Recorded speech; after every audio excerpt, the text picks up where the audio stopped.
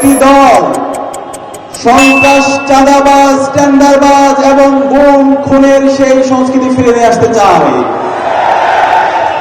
আমরা দেখতে পেয়েছি নির্বাচনের শিডিউল ঘোষণার পরে আধিপত্যবাদী শক্তি আমাদের ভাই শহীদ ওসমান হাদিকে হত্যা করেছিল। সেই হত্যার পরে অথর্ব নির্বাচন কমিশন বলেছিল সেটা একটি বিচ্ছিন্ন ঘটনা। আজ পর্যন্ত শহীদ ওসমান হাদির হত্যার সাথে যেই সন্ত্রাসীরা জড়িত ছিল তাদেরকে তারা বিচারের আওতায় নিয়ে আসতে পারেনি। তারই ধারাবাহিকতায় আমরা দেখতে পেয়েছি গতকাল শেরপুরে বাংলাদেশ জামায়াত ইসলামের উপজেলা সেক্রেটারি রেজাউল করিমকে বিএনপির সন্ত্রাসীরা কুপিয়ে হত্যা করেছে। একই সাথে রেজাউল ভাইয়ের সাথে 100 জন নাগরিককে তারা গুরুতরভাবে আহত করেছে।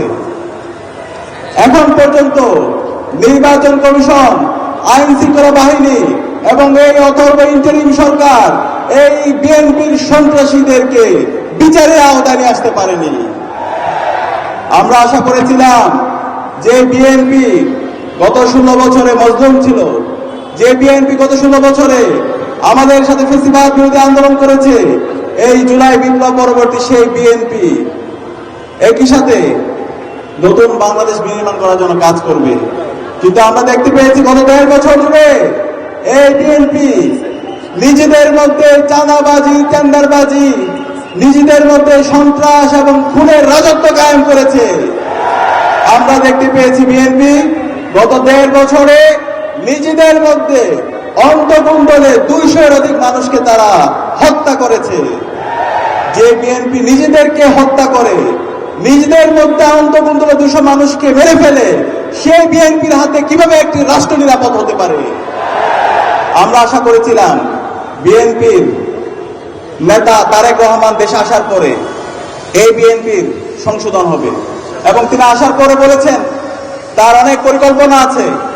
কিন্তু আমরা দেখতে পেয়েছি এই তার পরিকল্পনার মাধ্যমে সারা দেশে নারীদের উপর হামলা হয়।